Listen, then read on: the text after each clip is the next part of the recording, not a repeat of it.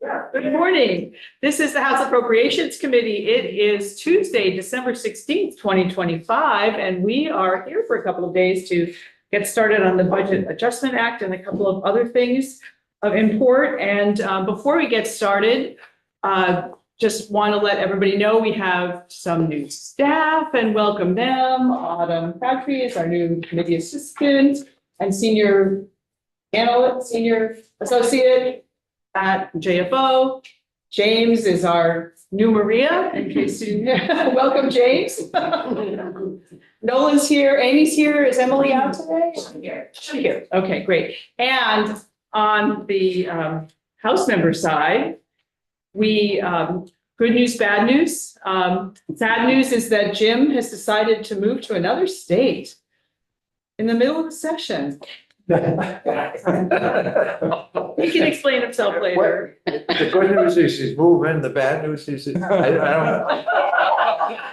I gave you some yet.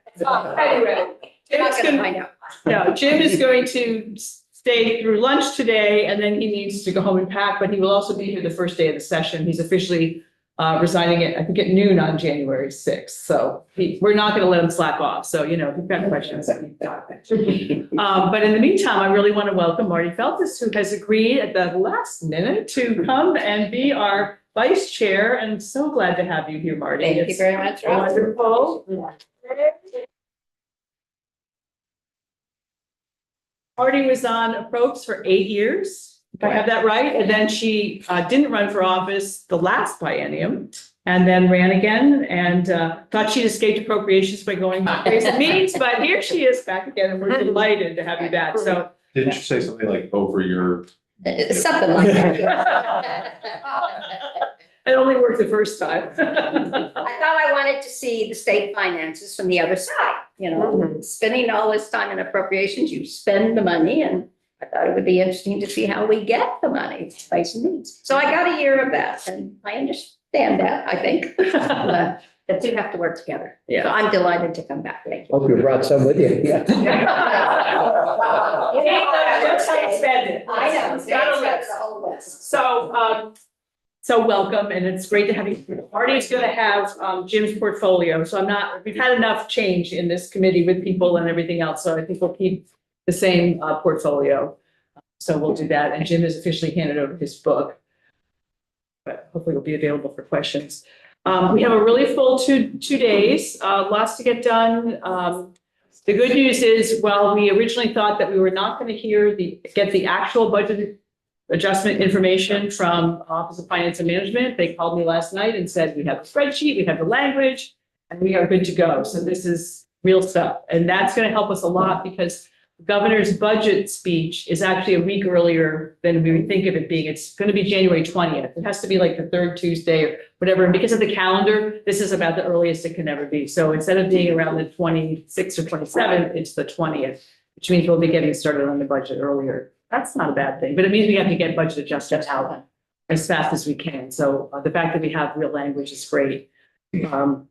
So he will be in after Douglas is here, and we've now taken up a bunch of your time, Douglas. I appreciate you hanging in with us while we get ourselves settled and going. And if there's nothing else, I will send it off to you. Well, thank you. For the record, Douglas Farnham, Chief Recovery Officer for the state of Vermont. Thank you for having me, Madam Chair. It's great to see everybody. And I apologize for not being there in person. Life kind of intervened with me today, as it does with many Vermonters when the weather gets cold. Oh, dear. I hope you're warm. We're warm, but my furnace can get finicky and it needs personal supervision sometimes. Yes. So Thank need to keep my house you. from freezing. So I would like to start off, Madam Chair, by just going through a quick overview recap of American Rescue Plan Act State Fiscal Recovery, if that's helpful. Great. Yes, please. So appropriated by the federal government in March of 2021, the American Rescue Plan Act State Fiscal Recovery was the second coronavirus, the pandemic recovery vehicle. The Coronavirus Relief Fund, which was $1.25 billion, is largely closed out and was expended in 2020 and 2021. The 1.05 billion that came with the American Rescue Plan Act state and local fiscal recovery funds, that was allowed to be obligated through 12/31/2024. So we had a big December last year where we were getting in our final obligations. No new obligations, which means a grant agreement or a contract countersigned by two parties is allowed to be created after 12/31/2024. So very important for these funds. All of the movement, all of the new uses, all of the allocation essentially had to happen by 12/31/2024 or earlier.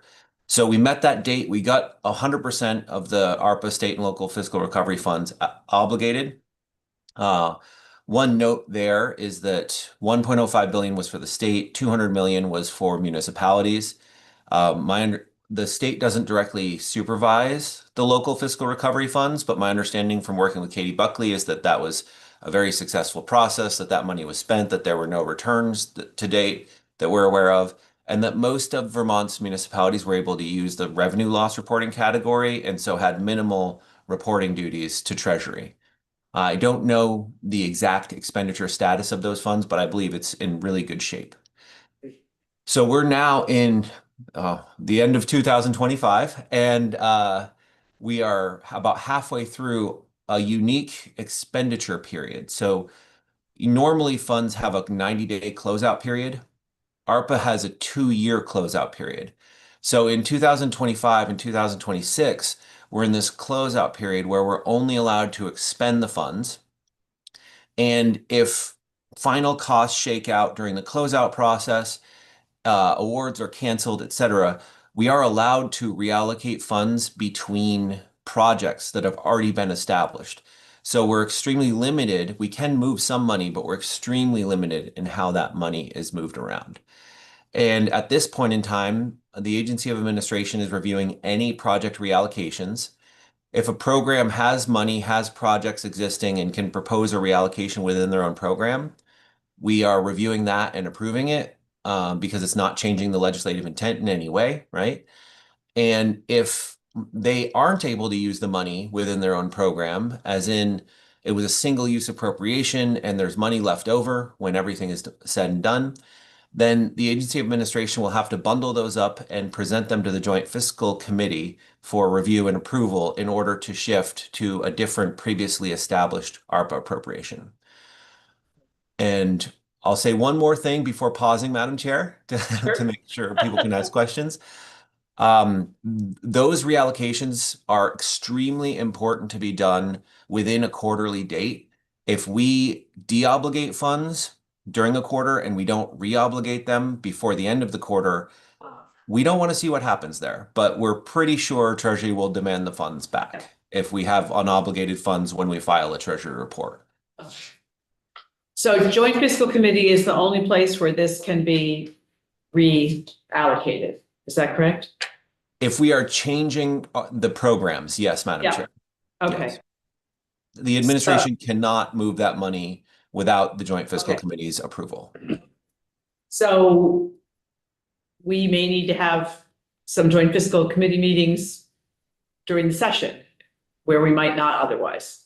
Is that correct? That is possible, Madam Chair. I think most of the reallocation activity should happen between April and September. Okay. And we know that it's an important session. So if it can wait, we're going to try to do it during the summer, but some situations may not allow us to wait. Well, on the other hand, it might be easier to meet while we're in session because we're all here. So anyway, all right. Thank you for that outline and reminder of where we all are. Madam Chair, go ahead. my current plan is to notify the Joint Fiscal Office when we have pending potential reallocations and coordinate with them on what might make the most sense. Great. Thank you. So I think we have a spreadsheet. Yes. Which is always fun. It's gotten a lot smaller than the original ones we saw back in 21 and 22. We haven't started to remove lines of closed out programs. That may make sense at some point. to make the spreadsheet easier to digest. Would you like me to share the spreadsheet on my screen, Madam Chair? Would that make sense? Sure, why don't we do that for the viewing audience at least? All right, let me make sure I'm.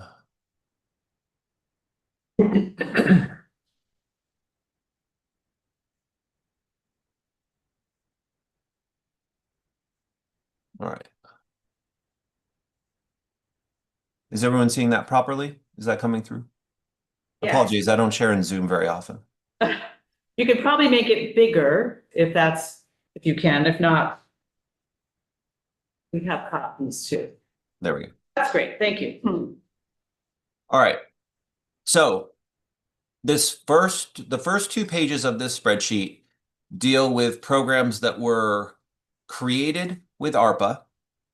And then in December of 2024, there was swapping that was performed with authority. The legislature granted AOA to take funds that were ARPA, apply them to payroll in a different area of the state, and then reallocate those funds back to the original program in order to allow ARPA programs more time to operate. Primarily that was applied to programs that had eligibility concerns, where the intended use of the Vermont legislature didn't quite line up with the final rule that Treasury published in a bulletproof way. So in anywhere we could reduce risk of federal government disagreeing with the use of those funds, we did so. And then other programs, it was applied because those programs were not expending funds at a rate that would resolve by 12/31/2026. So these slides are mostly just for awareness at this point in time. They involve, within those programs, 452 million of ARPA was appropriated by the General Assembly. 400 million of that has been expended. So that's an important note because just over 51 million is still being expended, which means many of those programs are not spending the general fund appropriation yet because they're working through the ARPA first. And that movement of funds was 242.7 million general fund, and 51.8 of that has been spent at this point.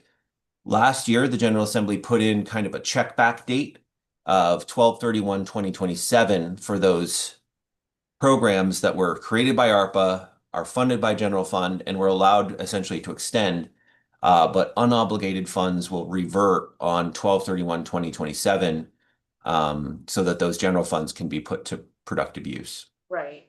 So that was our way of allowing projects that take a long time to have a little extra time and do it legally. Wayne, did you have a question? Yeah, we also have this sheet here that appears to be about the same. What's the difference between the two? He sent me a new better. Okay, so this one here. So we should use the color one. Yes. So your colors are great, and this is the first time I've seen these colors and all the shades. So just maybe explain a little bit of this. If we haven't expended general fund, it's green, but if we have, it's red. Right. So looking at the center of the sheet, there's a column there for ARPA state and local fiscal recovery to be expended. So Yeah. for this next year, that is the most important indicator, right? So our first one, rural infrastructure wastewater, that's 53% unexpended. So it has 1.4 million, 1.5 million to go. So a small dollar amount. So, okay, that might be able to resolve.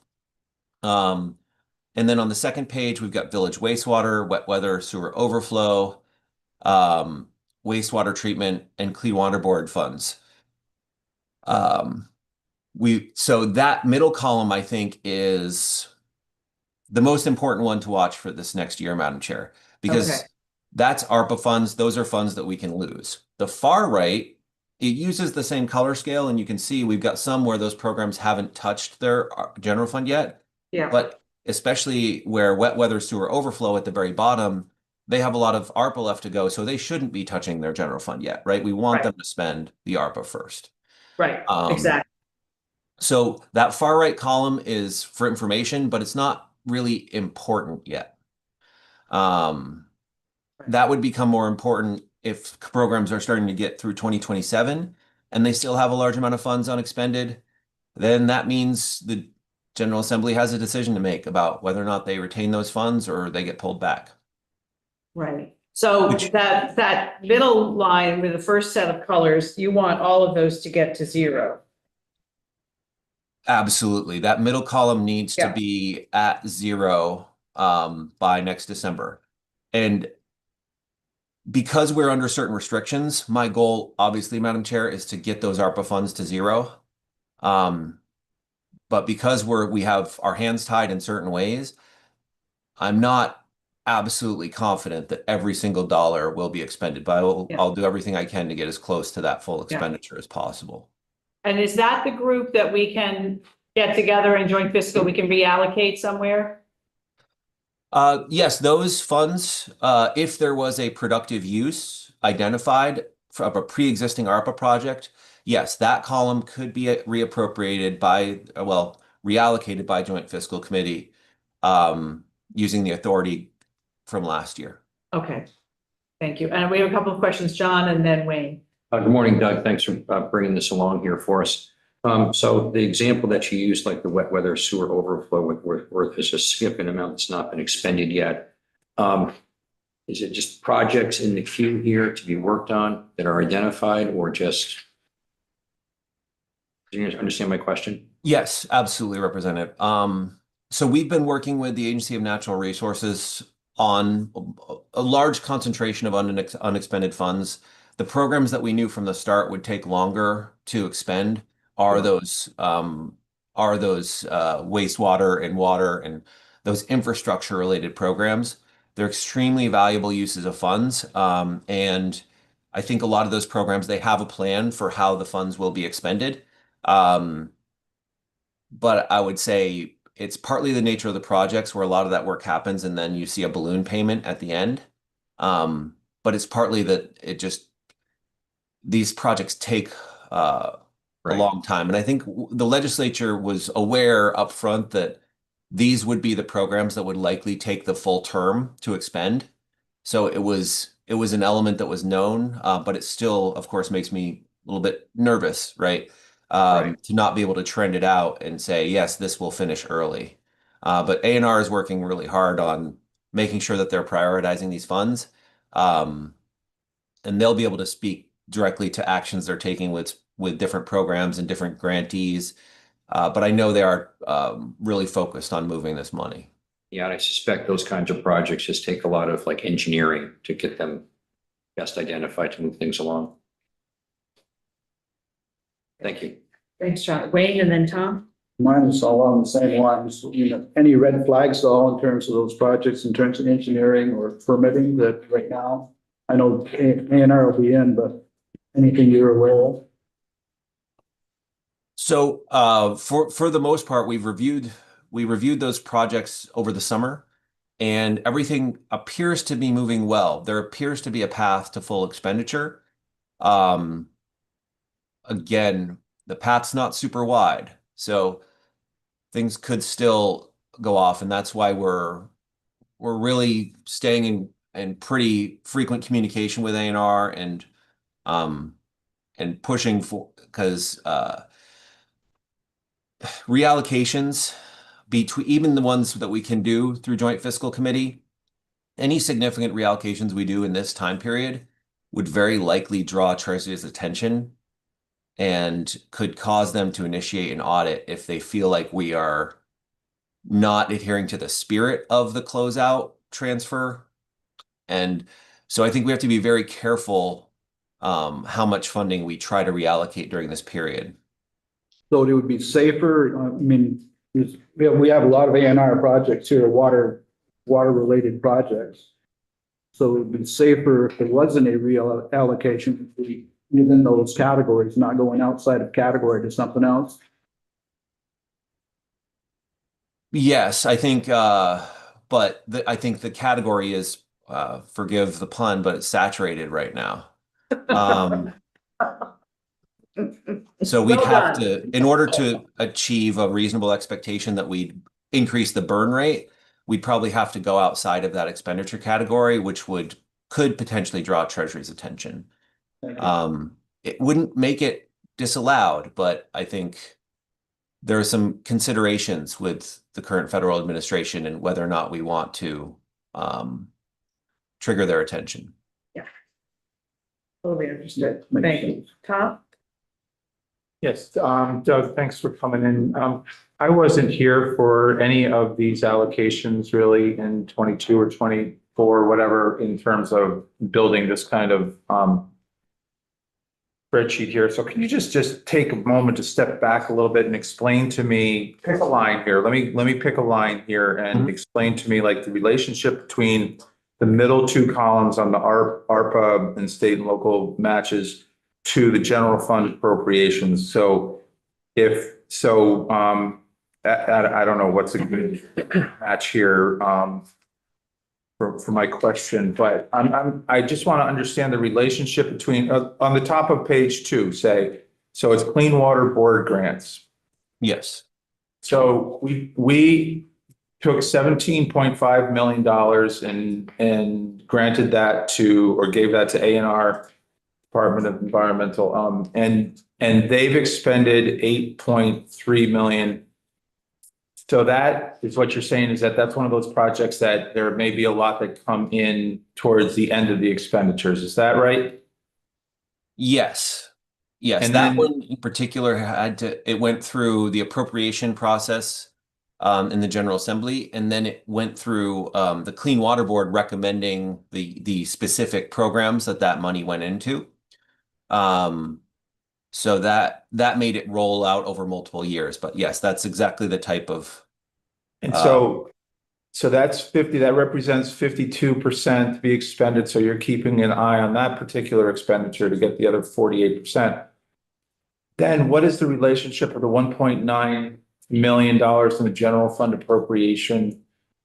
How much of that's been expended? Is that a match? Is that like a certain percentage match? And is this what you're talking about when you say, if we can't expend ARPA money and we have to reallocate it, then we have to also decide here about what to do with the general fund portion of that? Is that what the general fund appropriations, or is that held harmless from Treasury's auditing? So that general fund column, the 3 columns to the right of the spreadsheet, they are a unique element to ARPA. They're not matched. They're not required. They're because when ARPA is a unique federal vehicle, I doubt we'll see anything like it again, but maybe in 20 or 30 years when people have forgotten. What they did was we got the 1.05 billion, and then the different states handled it differently. Some, the governor, appropriated out the grant. Some, like Vermont, the General Assembly appropriated the funds out. This was a lot of money for us, so the General Assembly appropriated all of these amounts. Then what happened is the Treasury published a final rule. They published an interim, then a final rule that said, these are the different ways the states can use this money. Extremely broad compared to most federal funding sources are single-use funds. And what we did is, in order to reduce some of our portfolio risk, Agency of Administration applied 242 million of these funds to payroll and higher education payments, because those were eligible uses at the federal level, but those were not the policy uses the Vermont General Assembly wanted to use the funds for. So we took the general funds that were freed up by that use and moved it back into the original programs. And this was all through statutory authority that was created several years ago. So I refer to it often as curing the funds. We basically applied them to an eligible use at the federal level and then moved them back to allow the original program to continue. And I'm sorry, Madam Chair, that I'm hopefully this is all helpful. I'm bogging down, so I'm not covering the full scope today. I think these are the questions we have. Yeah. So it's important. Other questions? So why don't you continue then? So Okay. for familiarity, the main thing I would point out is, so this next section where it's not colored, and I apologize for the multiple versions, some columns got cut. unintentionally from an earlier version that I sent Autumn, and she was gracious enough to try to get the new version up immediately. This next section where there's no color coding, the most important, so this is the full program list of ARPA programs, and the most important thing here is the far right column, total unexpended. So this far right column is going to be the outstanding liability, what's at risk with federal government. And you can see on the bottom of page 5, far right, there's a big cluster of those unexpended ARPA amounts. Now, some of those will be duplicated in the tables above. So the tables in the first 2 slides talked about blended programs, ARPA and GF, and had a snapshot. This is a different snapshot of, this is all of the ARPA programs. So there's some overlap in what's being reported there. So if you go all the way down, you can see we've got some very small amounts that are remaining to be funded, and we've got some pretty significant amounts. The highest concentration again in those A&R programs. But I would say this 16.3 million at VHCB, I'm not concerned about that being expended on time. It's a large dollar amount, but they spent 13.5 last quarter. They'll get that spent. Yeah, got that. And then here's how it all rolls up, right? We've got 1.049 billion. We obligated that all by the end of 2024. We've expended 952 million in the last quarter. 52 million was expended, so it was actually a good quarter for expenditures. And then we have 96.3 million of ARPA left to go. Okay. So we're under the triple digits in millions, so that's a nice landmark to pass. We still have 5 quarters to expend 96 million. So we're not out of the woods, but we are getting close enough that if we have to return any funds, hopefully they're much smaller, right? Yes, and I guess we'll ask A&R about capacity and what's happening and all of that, because that's the one I've been concerned about for the last 4 years is A&R, so. Right. Check in on that. And then this last spreadsheet is just the general fund activity pulled out. So basically, this is 3 different ways of looking at it. They're back to back. So the first is the ARPA and the GF programs where they overlap. Then we have all of the ARPA programs without any color. And then this last one where it only has color on the far right, that's just looking at the general fund, the 242.7 million. So if it really that- depends on what you want to focus on of which series of these spreadsheets you Okay. use.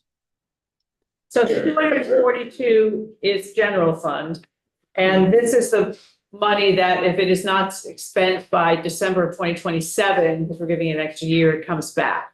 Yes, Is that ma'am. right? That's Okay. right. So if you add them together, they're in the ARPA realm. There is 286 million still to be expended. Of general fund. 190 million of the general fund is still unexpended, and 96 million of the ARPA. Okay.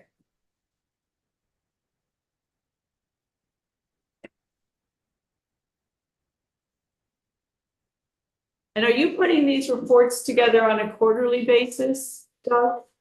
Yes, we report Okay. to Treasury a month after the quarterly end date. So we report on January 31st for the next one. And then it takes my staff and I about 2 weeks to, just package up some of the reports. Yeah. So we should have through the end of the calendar year available by middle of February. Okay, so we'll get you back in. I'm looking at mid to late February, probably mid-February before town meeting break or something to hear. Oh, no, it'll be after, before town meeting, to hear what's up. And just see the progress, because it sounds like you had a really good quarter last quarter, which is great. A couple more of those and we'll be all done. Right. Great. Any other questions for meeting at this point? Anything else from you, Douglas? You're all set? No, I think we covered the landscape at least, and I'm Okay. happy to answer any follow-up questions or help connect the committee or members with the right people to Great. dig in. Okay, Thank you so much. I appreciate the different ways of looking at all of this. I think it's really helpful. One more question from Yeah, I Lynn. just want to go back and clarify something. You said 286 million of ARPA still is unexpended. That includes the 190 million general fund. So on the last page of the uncolored one, it's the 96 million that's ARPA money still to be expended. Is that correct? That is correct, right? There's 286 million roughly still at play. Of course, this data is from September 30th, so that number is smaller than 286 because they've been spending for the last 2.5 months. And I don't know exactly how much has been spent yet. Right, and then. And this is the quarter where a lot of the construction season invoices start to come in. So I am hopeful that we'll see progress on those A&R programs that represent the construction season. We'll look forward to your next report. All right. It's going in the right direction. Thank you so much for all of this. Thank you very much for having me. Appreciate it. Okay, take care. Happy holidays. All right, we don't have any breaks this morning, but we're having an early lunch, but if you need to get up, today. I think we have finance and management up next. Long time no see. Welcome, Marty and Adam. Come take a seat, find another chair.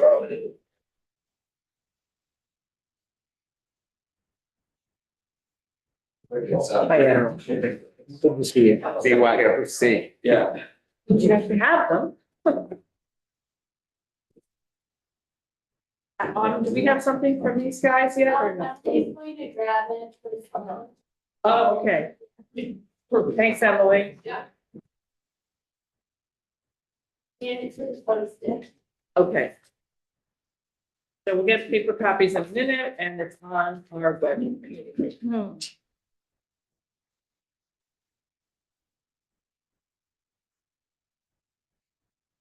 Excuse, someone brought us cookies. That is just too kind. Who were those from? I didn't see them down there. How come they're down there? Alternative, You want to go up here? I don't need them up here. It's good. Well. I'll take them this way, though, if you want. Jones is going, it's not open on Tuesday, so I Right. apologize. So you found a good, reasonable Yeah, alternative? alternative. Yeah. Okay. Gas station. Yeah. All right, welcome, gentlemen. If you would like to introduce yourselves for the record and tell us why you're here. Thank you for inviting us. Adam Gresham, Commissioner, Finance and Management. And Hardy Merrill, Deputy Commissioner of Finance and Management. Great to see you both again. Good. First of all, you'll note that on your screen and for those of you with laptops, there is a link to the presentation materials we are going to get. So we will follow along and we will work from the worksheet, the spreadsheet that you see behind you. That's typically what we do. But there's also a language document that accompanies this that lays it all out. So. And they've just arrived, so. I'll just pass it. Yeah.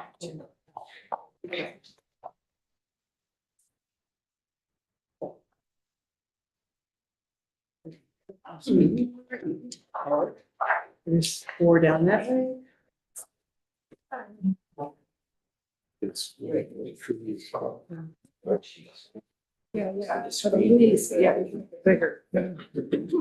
it's got a big stuff.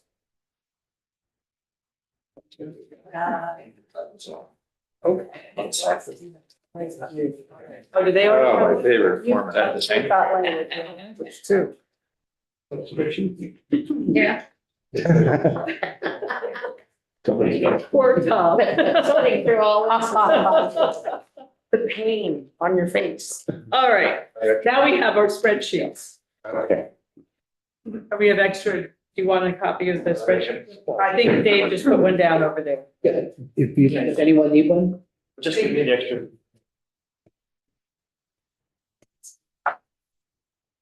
Okay, I think we're ready. Okay. So I thought I would begin with some context and then we can dive right into what we laid out for you in the budget adjustment proposal. And for context, we begin with approximately $120 million or so of available revenue. And that comes from predominantly three sources. The first one, which you're all familiar with, was the July emergency board meeting, when our economists upgraded the forecast for fiscal 26, our current fiscal year, by a little over $77 million. So that immediately is available since the budget was created with $77 million less in revenue. We now have that much available. There's also about 12.7, little under $13 million of unallocated revenue that was left on the bottom line of the general fund when the budget was passed. The largest share of that came from H91, which never crossed the finish line, where there was a $10 million appropriation. And then in this bill, there's $21 million. We show $21 million of reversions. So when we add those up, plus a little bit here and a little bit there, we get to about $120 million, $121 million of available revenue. The bill, as you'll see, makes a net $48 million of additional appropriations. That's reduced slightly or offset slightly by $2 million of net transfers. Some ups and downs, taking money in, say, from liquor and lottery, from unclaimed property and the like. So when we get through with transfers, the net use of general fund is $46 million of additional uses, which leaves about $75 million on the general fund bottom line after all adjustments are done. You will note in section 50 of the language document what the governor proposes to do with this sum. He reserves it for property tax relief in fiscal 27. And for that reason and others, this BAA is clean. It's a clean budget adjustment. There are no new initiatives. We're just meeting our obligations to Vermonters as set out in prior year's session law and statute. And knowing we have a large education funding challenge, which is the governor's top priority this year, and an unsettled revenue outlook, certainly unclear in revenue, you can anticipate that when we come back here in a month after the governor delivers his budget, that it will be a similar approach. So, Madam Chair, with that cheery preamble, I am inclined to dive right into what we have proposed for you. And typically, for those of you who've been here before, you know that Deputy Commissioner Merrill and I, we tag team going through the spreadsheet. And I thought I would hand it off to my colleague to start with the B100s. Okay, thank you, Adam. Perhaps I'll take a moment before jumping right in to provide a brief reorientation of how the information is displayed on the sheet. So we start at the very top line, which is shaded in blue. And the numbers, I apologize, seem to get a little smaller each year, at least for me. But lifting up my glasses, the large numbers on the very first row represent the amounts of spending authority as passed based on 2025 Act 27, the big bill that was passed last session. So those are the starting amounts of spending authority, and it's broken up into fund or in some cases fund categories. So the general fund, transportation fund, and education fund have their own columns. All other special funds are lumped into the fourth column from the left, and then federal funds, dedicated funds. There's a key in the footnotes. I don't think we have any changes in that category, global commitment and other. We then are breaking up into the functional areas of the budget. So that's general government protection, human services, natural resources, and so on. And on the far left hand, we're describing any appropriation changes in reference to the section number in Act 27 as passed. And in terms of how to read the numbers, a number in red in parentheses represents a decrease in spending authority from that starting point of the as passed bill. A number in black, that's a positive number, represents an increase in spending authority. And in the first two rows that are described on the worksheet, B137 and B138, the way you can interpret this is actually a net neutral shift in spending authority from the general fund from one section of the budget to another within tax. So what's happening here is a $1.5 million decrease in the amount of spending authority appropriated for homeowner rebates, and there's a corresponding $1.5 million increase in the amount of spending authority appropriated for the renter rebate. And there's explanations in each row in the far right hand side of the worksheet, and we're explaining here that the amount that needs to be expended for the homeowner rebate program is decreasing because fewer households are eligible each year. The income cutoff for the program has remained fixed at 47 million. And that means fewer 47,000. I'm sorry. Thanks. I'm used to that's usually you deal in millions in finance and management. I'm not used to coming down to the microeconomic level of household finances.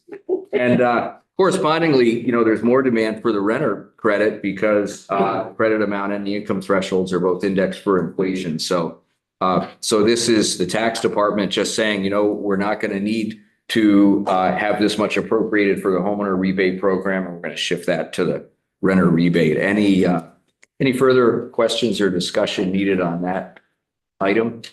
Yeah, sure. When was that $47,000 number determined?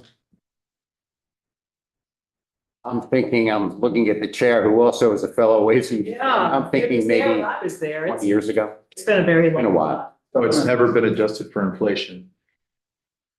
I guess that's what I should be a question, right? That's never been That's adjusted for correct. inflation. So is that number up for negotiation to change, to make sure that it matches inflation to at least the salary increases that have happened since then?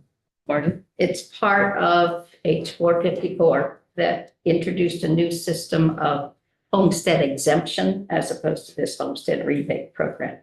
And that did take into account changes in income in the state. So will this number change? Because this seems out of date. I agree, this seems out of date. That's why the Ways and Means Committee last year, as part of that bill, suggested change, well, it passed, changing the homestead instead of the rebate, homeowner's rebate, it changed it to a homestead exemption in which the homeowner would pay, for instance, if the level is 300,000 based upon certain income.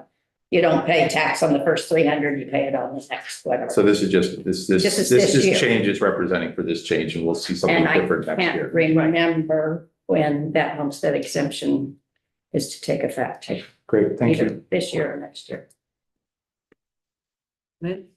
Is this something left over from when we actually had rebates previous to Act 60, and then we had other income Unrelated.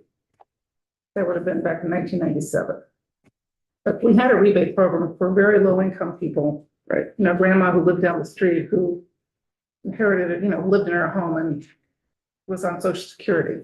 They still exist. My understanding, they pay very little, if any tax. Right, and I would yield to the vice chair here, but this is a similar program. So It's a similar. just to level set, the appropriation in B137 for homeowner rebate was $19 million as passed. Tax is saying we only anticipate expending 17.5 million, but there's still 17.5 million going in. There still is a program. It's simply not as much required for this program as estimated when at this time last year, when the budget was put together.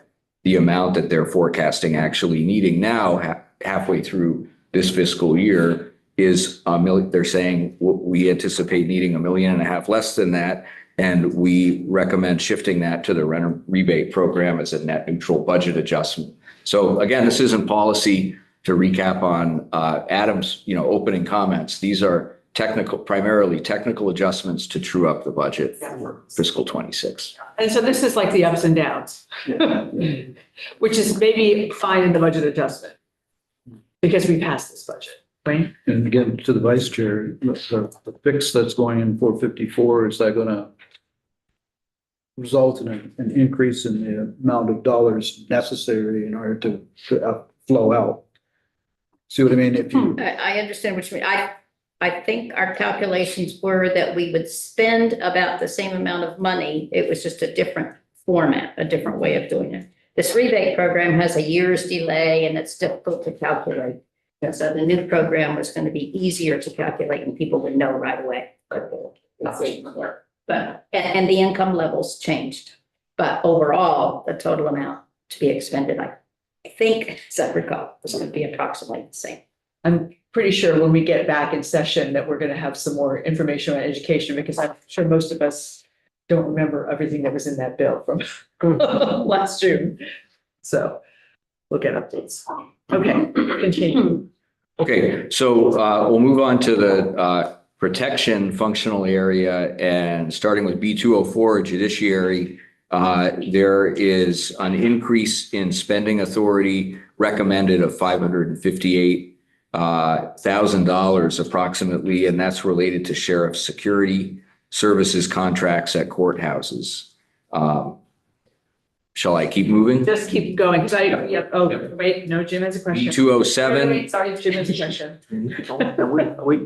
The committee can get into details later, but what I'm surprised is there's nothing there for the special court that was set up for shifting county. That's coming, but it's not in that in this row.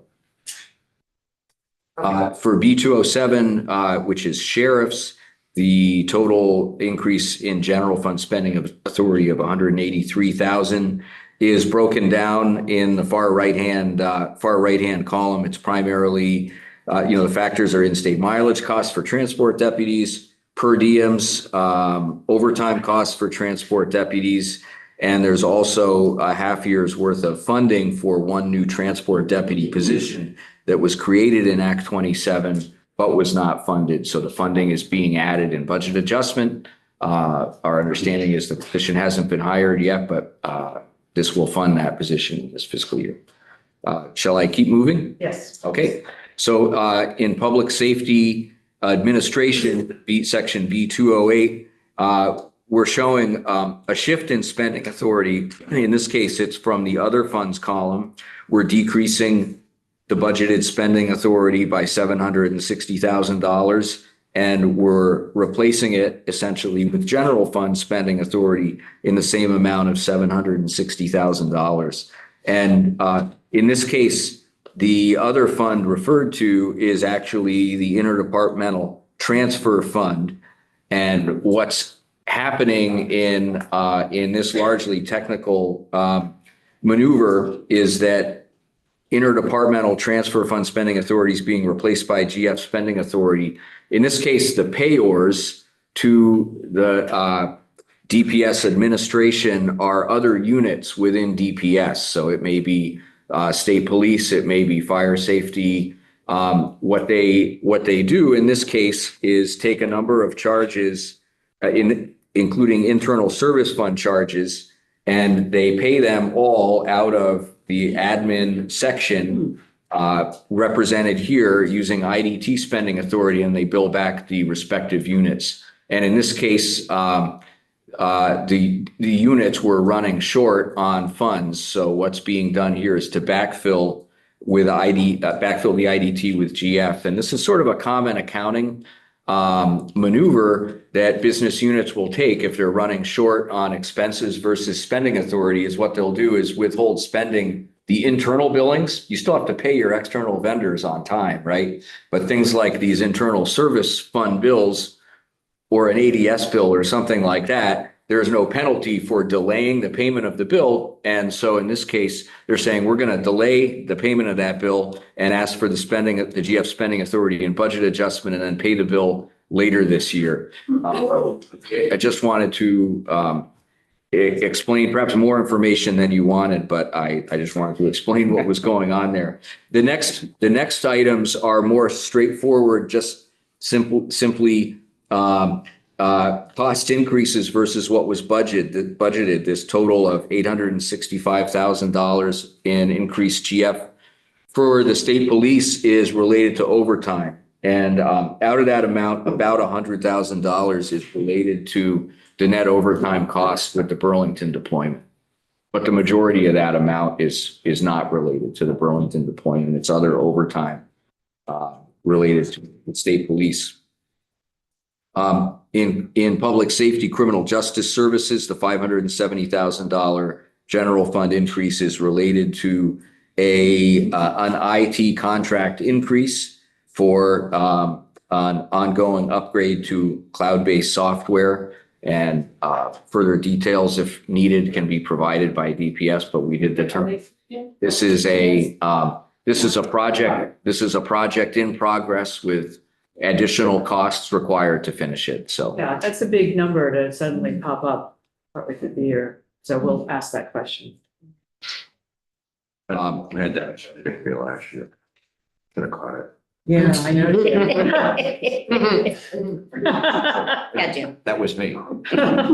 They make you come in tomorrow to hear this part.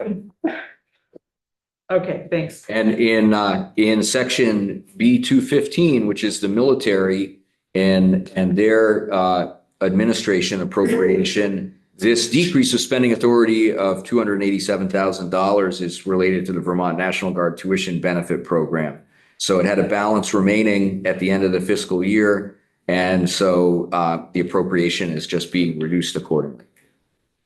I actually talked to some military, remember it was cut by 100,000 last year. Right, we did, yeah. And now there's another 200. Yeah, and I talked to some of the colonels this morning, and apparently there's a lot of people are being deployed. That's, Yes. that has been a fact, Every year, Well, or this year. yes. Before. Right, That's what- because they're all, So they can't use That's the them. reason. The more deployments, the less tuition. right. That's This is gonna take forever. Well, I know, but Yeah. is there some way we can, we're gonna do this line by line eventually.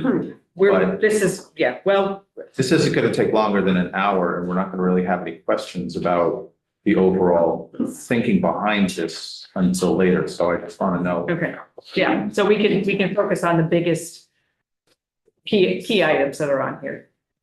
So skipping the next couple, there is a somewhat atypical chain adjustment for the Cannabis Control Board, adding $630,000 of spending authority from the Cannabis Regulation Fund. And that corresponds to a transfer to the Cannabis Regulation Fund that will be described at the end of this presentation. It's related to a number of years ago in fiscal 23, Act 83 provided for an $850,000 transfer to the Cannabis Regulation Fund. The purpose was for fit up of a laboratory. And then what happened is at the end of fiscal 24, based on current law, okay, everything left in that fund that was unobligated was swept out to the general fund. Now it's time to fit up the lab. So it's asking for the funds back that were swept out by current law. And so there's two things happening, funds being put back in a transfer, and then this is the spending authority that represents the amount of that $850,000 that had not been obligated. So with that, that covers protection and the human services section. Okay, starting in with the B300s and just kind of looking at it from the top level down, there's a total of just under $33 million additional general fund spending authority on a net basis in the B300s. In addition, there's $11 million at one time that Artie will speak about later on for human services related activities. So, the total of 33 million and 11 million, $45 million is fairly substantial sum, but I would remind you that their total appropriation, their base appropriation is 1.4 billion. So in that context, the numbers of human services are always bigger. So in that context, it's a little over 2% cost pressures that you'll see. And I thought, in fact, with Representative Stevens in mind, rather than going through line by line, I might do it topically. That way, you can see general themes. I'm also aware that I think you guys are going to help digest your lunch today with the folks in human services. So I know you'll be Hearing from the human. You'll be hearing from them. So, yeah, so the high level is great. But in general, there are a number of pressures here. The first and foremost, which is typical that you see in the BAA, is caseload pressures. I mean, if you look at B301, which is a giant mixing bowl, some would call it the magical money machine where you put in $1 and you get back more. You see there about $60 million of upward pressures. That's predominantly from two sources. First, you'll see featured in B307 Medicaid, our main state Medicaid program, which is $33 million up in this fiscal year from what was originally budgeted. That's a result of the consensus forecast that was lifted up, which in turn was based on trends that they saw with utilization predominantly. So $33 million with all funds. The general fund component, that's about $14 million. Similarly, in terms of caseload, if you go all the way down to B334.1, that's choices for care, nursing home, emergency financial relief for the nursing homes, there's a $26.5 million all funds pressure. General fund component of that is roughly $12 million. So when you look at just kind of the choices for care and Medicaid program alone, you're dealing with about $26.5 million of general fund pressures from that. Continuing on in caseload, you'll notice in a smaller sense, but nonetheless, same trend. In B314, the PNMI, the private non-medical institutions, there's pressures there with utilization and frankly capacity. And then, of course, if you go all the way down to B338 and B339 in corrections, there are additional caseload pressures, probably best represented by an amendment to the WellPath contract, which is the healthcare contract for correctional residents.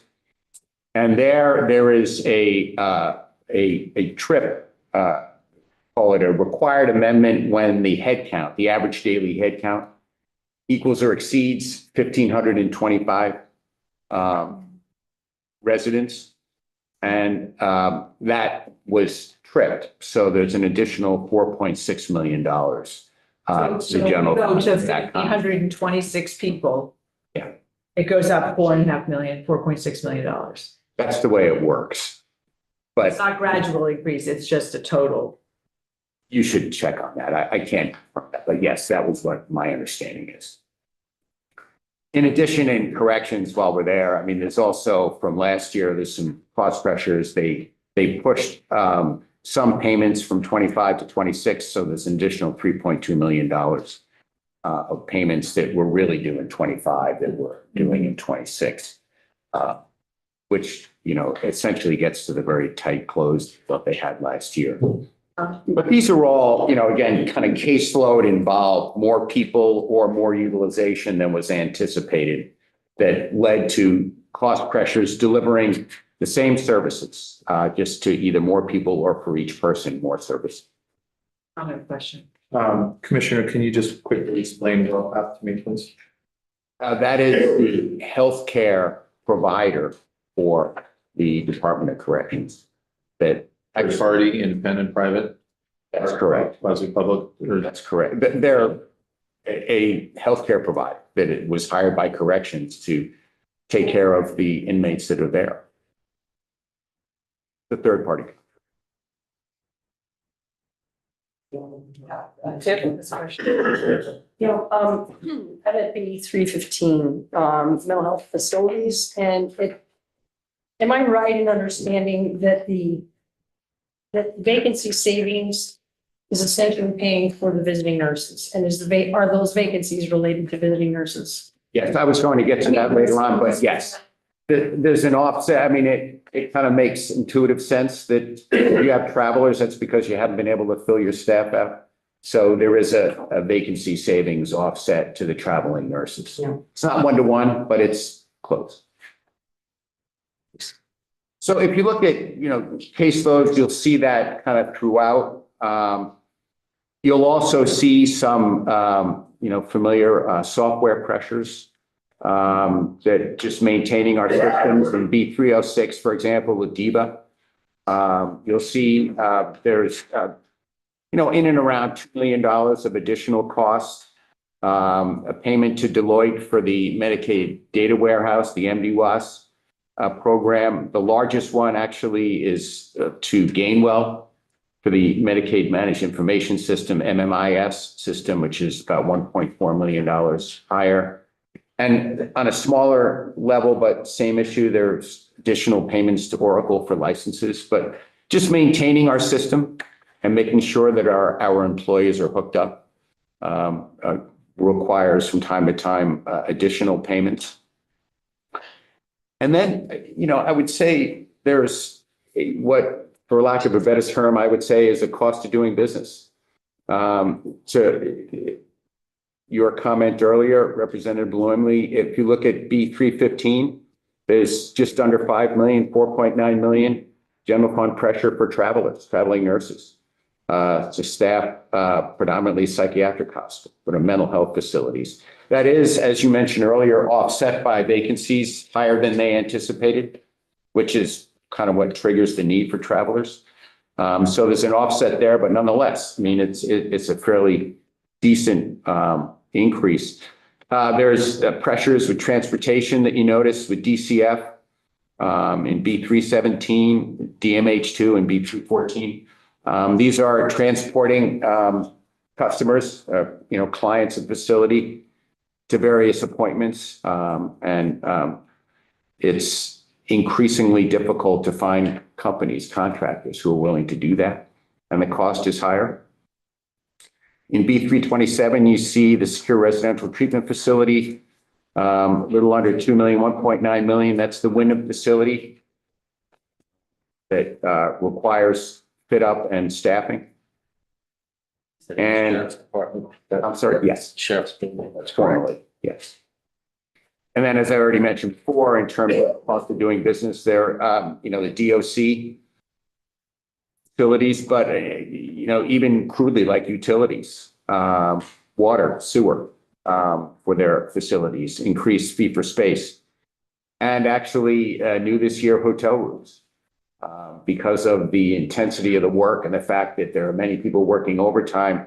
It makes little sense for them to clock out at midnight and come back at 6, even if they've just got a short drive. So for those instances where there are very short breathing time between shifts, DOC is putting them up in nearby hotel rooms. There are other, I would say, potentially anyway, one-off costs. You're aware of Planned Parenthood of New England, kind of a loss of federal funding there. That was originally just a moratorium for FY26. And our hope and expectation is that that will be just FY26, but we don't know that. But there's, when you look, and that shows up in a number of different business units, in B307 and 309 for claims, and in B306 and 312 for investments. You'll see it show up, but the net cost of that general fund wise is about 1.1 million. And then in B325, for DCF, the HOP program. You'll remember there was a one-time investment in fiscal 25, current year budget, for standing up and staffing new shelters. That's being factored into the base for this year. And that's about a $2 million investment needed to maintain those shelters, get them out. The good news, if there is any, is there are some revenue offsets here that I wanted to mention. We've already dealt with the vacancy savings in Department of Mental Health. In corrections, you'll note our thought is there's about $2.5 million of predominantly healthcare related costs that may be global commitment eligible, which would be an offset to what has been purely a general fund. In DCF, there's been some relief from caseloads with reach up, for example, and subcare, almost $1 million in subcare, about 2.3 million in reach up. Yes, ma'am. Yeah, I guess I don't really understand how caseloads are adjusted in that. I mean, is it that fewer people are actually applying? Are people dropping off because they're not meeting certain requirements? I mean, I just don't know how those numbers fluctuate. And I mean, the benefit is not terribly significant to meet the needs of these families. So I'm just, how does this happen? So we make estimates, as you're aware, every year when we Yeah. do in the budget. And the estimates, I think, what is there? 3 levels. There's the high level, the mid level, and the low level estimates. And I think we used the mid level estimate for projections for the year. And caseloads happen. And this is, of course, a projection about what they'll need for the remainder of the year, because we're only 6 months into it. But I think their most recent projection is they're running cold. So there'll be money left over. They would be, from a technical standpoint, I don't want to speak for DCF. They would be much more. We'll have an opportunity to talk about that. Yeah, but this is simply trend relative to estimates, and the estimates were made in best we could.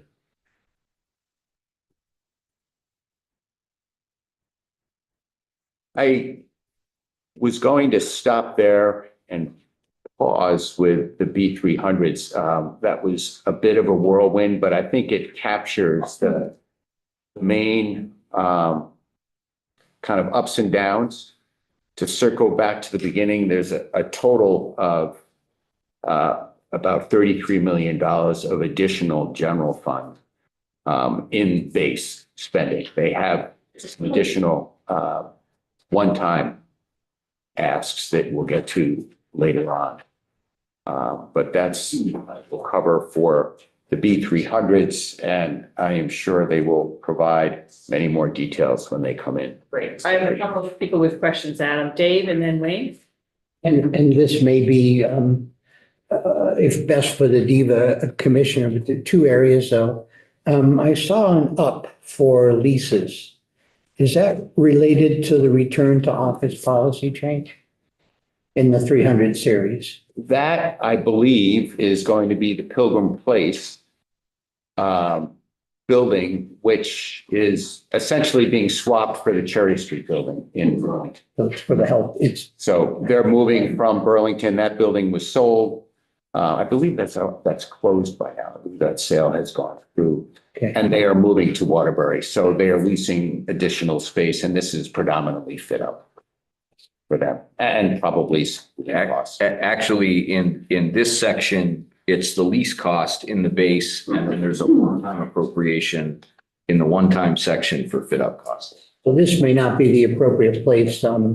If the return to office policy hadn't been implemented, would we need as much a lease space? I understand the Cherry Street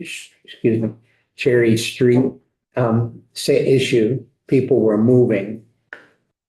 So is there someone I should speak to about that, Adam, a commissioner? Well, the DEVA folks would be able to speak to that, but I can tell you that there's a requirement to have people have a place to hang their hat. Right, So if not Cherry Street, somewhere else. somewhere else. And it was actually Department of Health that was predominantly in Cherry Street, but they're moving into the Waterbury State Office Complex, and DEVA is shifting over to Pilgrim Place. Okay, Why that is happening, I think they would be better to answer, but thank you. that's why it's within the DEVA. Yep.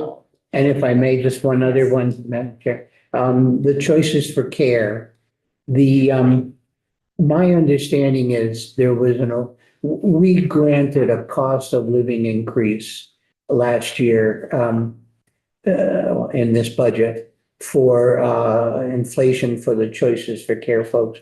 And there was an omission. Apparently, some of the case managers with the area agency on aging normally would have been in a group to get an inflationary increase. I was told it's 179,000 upward pressure. I don't know if that's GF or total, however. And I didn't know, do you know if that's in this choices for care increase?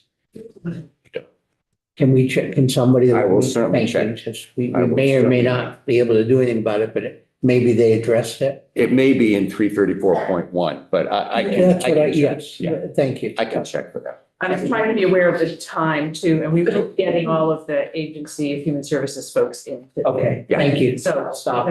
thanks, David. Wayne, did you? B 342, the Veterans Home. I see it's neutral in the end, but anything I should know, I have that area. I just wonder if there's something there I need to know beyond. The short answer is there is not. And that is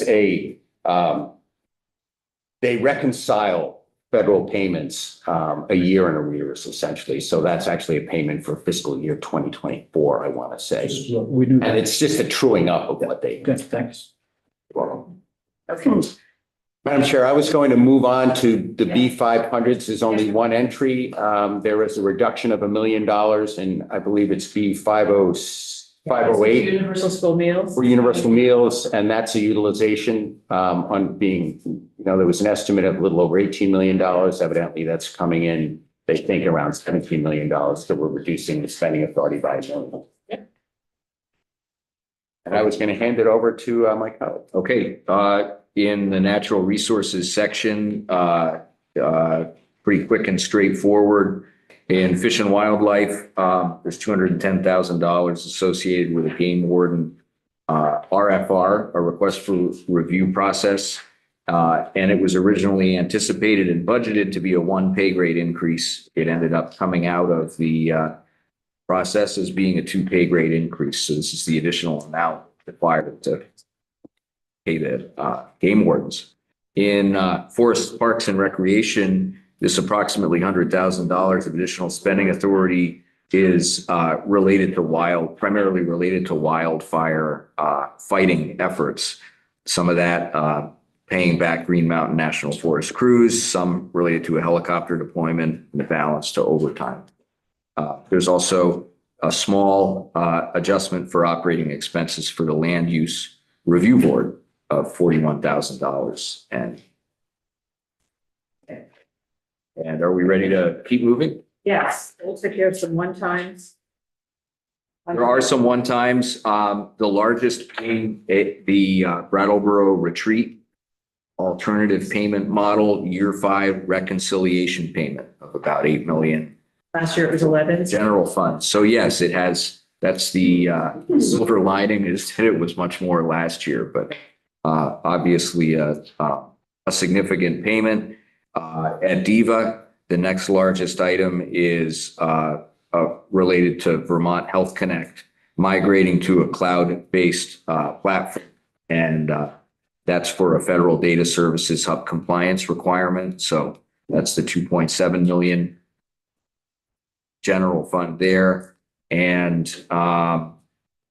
there is a $1 million one-time appropriation to the Land Access and Opportunity Board. This is actually something of a something of a net neutral change there was an appropriation to the Land Use and Opportunity Board that was specifically appropriated in law for the administration and support of the board for $1 million for FY25 operating costs. It wasn't spent at all. We did not approve the carry forward of that appropriation because it was clearly identified as only being for administration and support of the board. And the proposed use was to grant for various granting programs, which is a different use.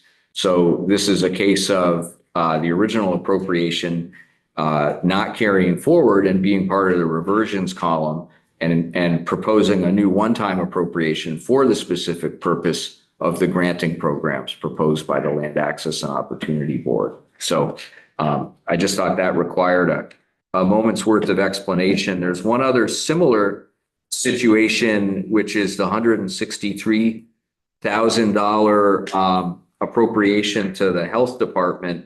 And that's related to the fact that there was, going back to, I think it's FY22, there was an appropriation made to the Office of Racial Equity for health equity purposes.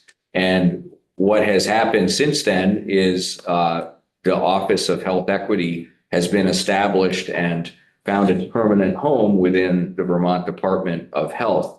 And so the remaining balance of this appropriation that was to AOE, Office of Racial Equity, was also not carried forward, was reverted. And now this is reestablishing the spending authority where it needs to be, which is Vermont Department of Health. So Some of that last year too.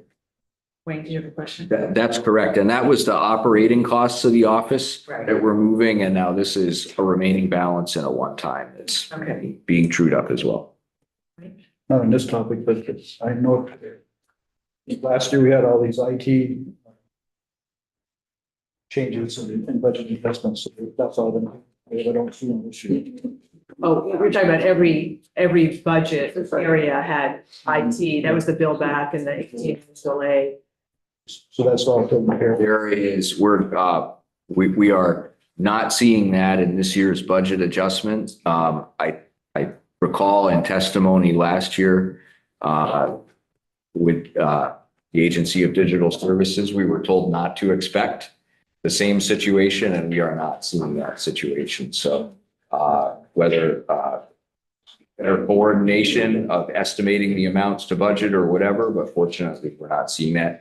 I think because there was a question about the Chittenden Pilot Court earlier, those costs appear here. They're relatively small, but $139,000 to judiciary related to the establishment of the Chittenden Pilot Court, and then $37,000 to state's attorneys, which is also related to administrative support for the special prosecutor. So that's where those specific costs are appearing. Again, But those were new things. So those weren't like business as usual. they're not, and that's why they appear here. And they were put forth as unique one-time appropriations rather than as base section increases to really highlight, here's this unique special purpose. So. Right, should be one time. Yeah.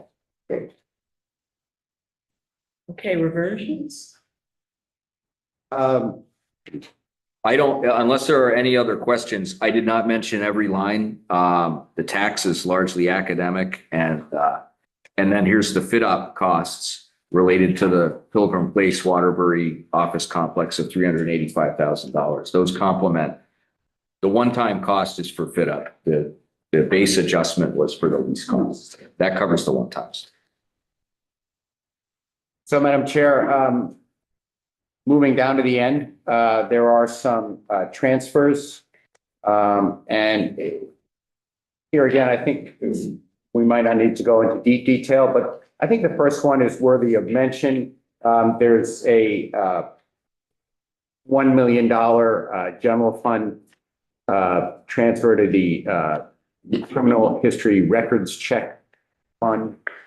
And that is entirely due to the fact that this fund supports the Vermont Crime Information Center salaries and benefits. I mean, that's basically what it does.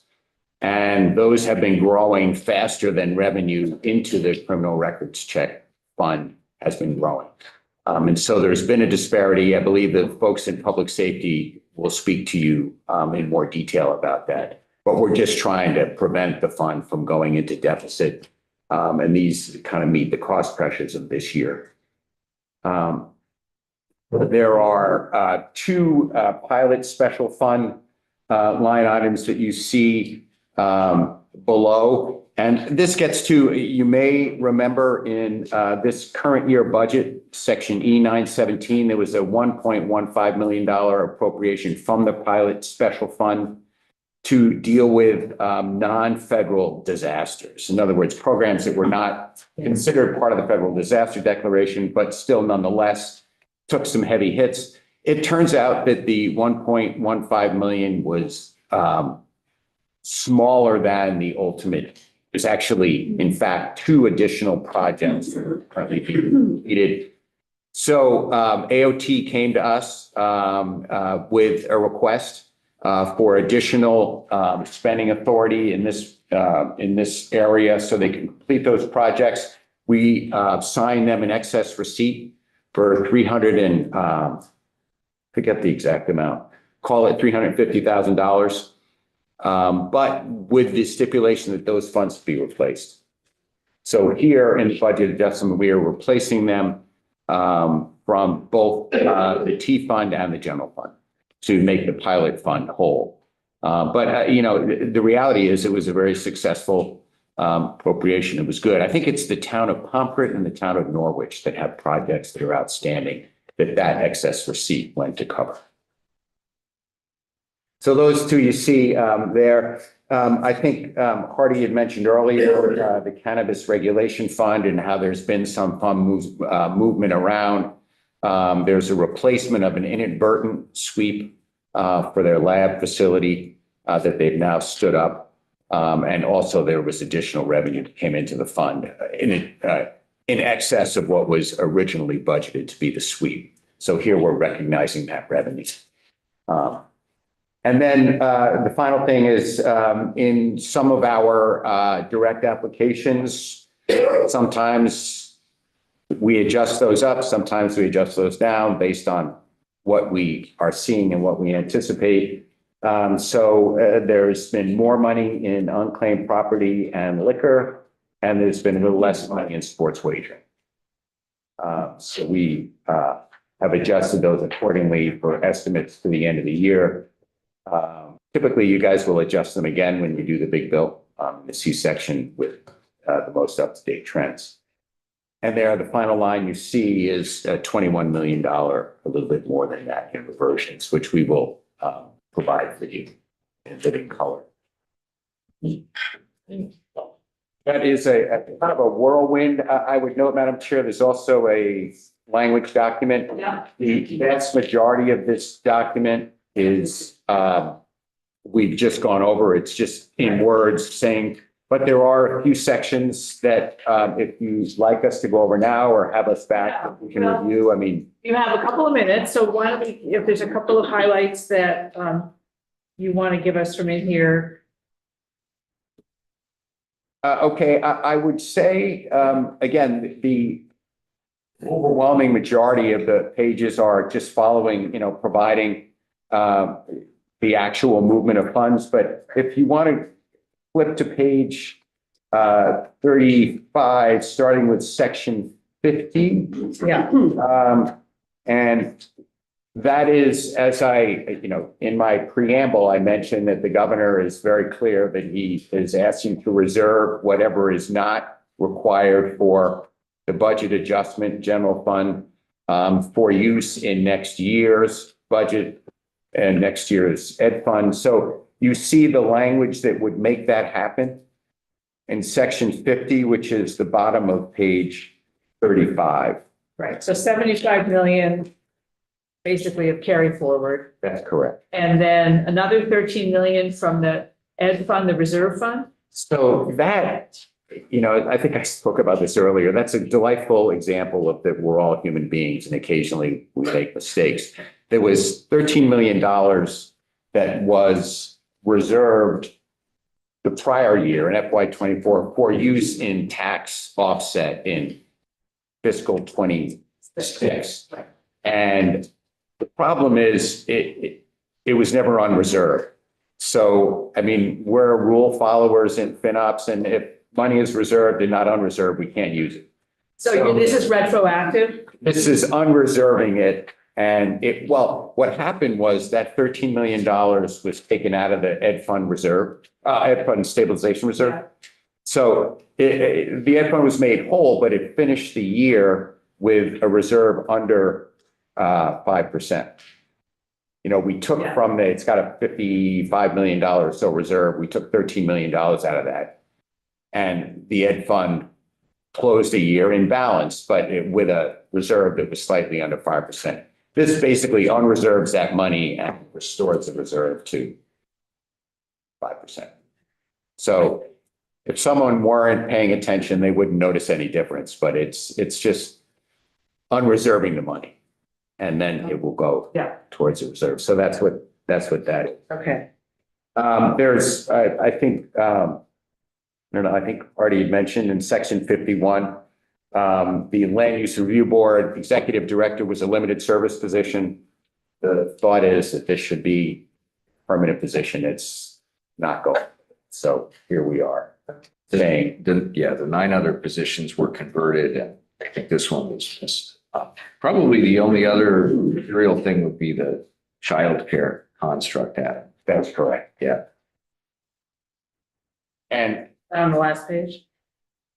This is section section 53, 53. page So 37. yeah, page 37. And maybe just looking at the language is somewhat dense. Looking at the explanation on the last page is probably the easiest way to tackle this. What this is doing is establishing an annual procedure to be implemented as part of the fiscal year end closeout process. And we ran into a situation at close last year, which was the first year of the actual the child care payroll tax being collected. And the issue is that the collections are made as part of the withholding process. The collection, the revenue goes into the ends up in the general fund. And it's not until really November that last quarter's receipts that there is like the reconciliation based on the actual filings from the filers. And what we realized was that neither the executive nor the legislature, I think anticipated this until we got to this point in the year, which is those amounts that were collected from the payroll tax sitting in the general fund, but they couldn't be transferred to the child care special fund until the reconciliation was complete, which is coming up in the next November. So if it was just sitting in the general fund, it would have gotten swept into the balance reserves, which is great for funding 50% to this retirement system and 50% to that, but then there would be no fund to transfer into the child care. So this is trying to set up a situation to essentially, this is a proposal to solve that problem. And this was developed in working with JFO, and that's what this language is about. What we did was we estimated what amount was, and we felt a little bit kind of vulnerable. What if we, screw it up? What if we're too high? What if we're too low? So this creates a consensus process essentially. And when we have years of data, this won't be that hard. Right, we're still figuring it out. Okay, so this is helpful for you to raise that flag, and we'll probably have Emily explain it to us again. That's great. Because we've just had a whole lot of numbers, and this is a big thing. We want to be sure that we understand childcare well, so we appreciate you. That's not a number, it's just a process. It's a process, and we should understand. Did you get enough cookies, Jim? Lynn doesn't look at her phone. Any other questions for Adam and Artie? Before you talk. Just on the, nothing to comment about the the proposed transfer of funds to the education fund. We had that conversation last year. We'll have it again this coming year. People knew that I was coming to this meeting and they needed me to ask. So as you know, the Affordable Care Act is no longer affordable with the demise of the subsidies from the federal government. What is the administration's take on that? Is there, it would be far more substantial than $75 million. But I don't hear a word here about the 30,000 Vermonters and the small businesses that are going to be affected by this. I've had constituents already call me and say they are giving up their health insurance because the way they've signed up for it, it's an automatic draft out of their checking account. And the reason they qualify for the Affordable Care Act is because it's affordable. And when rates are going from $400 or $500 to $2,000, they can't afford it. So where is the administration on dealing with this particular fiasco that's coming from the federal government? So the administration is, as you are, equally concerned. I would note, and this was a frequent topic of discussion during our meetings, I would note that the situation today is rather fluid. And for budget adjustment, we just didn't have enough. This actually may turn out to be cured and back to what we had before. They may go halfway, they may go no way. So we don't know where it stands, but we're aware of the need and we've discussed it. It's just that for budget adjustment, it was just too fluid a situation for us to feature it here. Fair enough, but I hope you appreciate the chaos that's going on and that people are dropping their insurance and so getting back on it is going to require a pretty substantial investment of time and commitment from the state government to deal with it. And I don't hear that in public, and nor do my constituents. And I think it would be, as long as it's fluid, people are going to live in chaos. So I just want to lay that out there. It's not a simple game of numbers or waiting for something to happen. That we need to let people know that they're being. Dave? At one of the joint fiscal committee meetings this fall, there was a discussion about Section 8 funding not being available. And have you heard, is there anything addressing that? Is there anybody coming in to testify later that I should speak with instead? Are you referring to the Vermont State Housing Authority? Yes. We have heard. Federal shortage, right? We're aware of their request. So we haven't addressed it here, though. It's not in the budget adjustment. Dave, we have had some conversations, the joint fiscal committee members and emergency board members with the administration and trying to understand what's going on. So it's definitely on the radar, and it's been a little challenging because Section 8 doesn't come through the state budget on a normal basis. So trying to develop the expertise to understand a complex thing has been a challenge in and of itself. And we have the Vermont State Housing Authority, and we have 9 other public housing authorities across the state. And there's no universal umbrella organization that can. I only know like a teeny drop, and this is some of the stuff we've learned. So we're aware it's being discussed, and there isn't. If we need to do something, we'll probably be addressing it earlier in the year. Thank you. But there's some question on what we can actually do and what they actually need. That's kind of where we are. And that's one reason why it's not featured Yeah. here. So more to come. Okay. Thank you, gentlemen. Thank you very much for getting us the spreadsheet and the language. We really appreciate it. I know we'll be talking to you more about this. I know the governor's budget speech is January 20th. Earlier than it typically is, because we want to get this thing moving as fast as we can. So I really appreciate that this is done now, which helps us in January. So great. Thank We'll see you. you around. Thank you, Madam Chair. So moving right along, we do have the Land Access and Opportunity Board, Jean Hamilton and Ornella Matafigueroa. Both here. Great.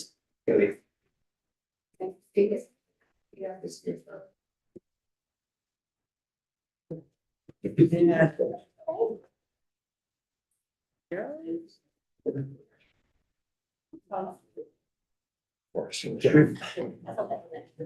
District.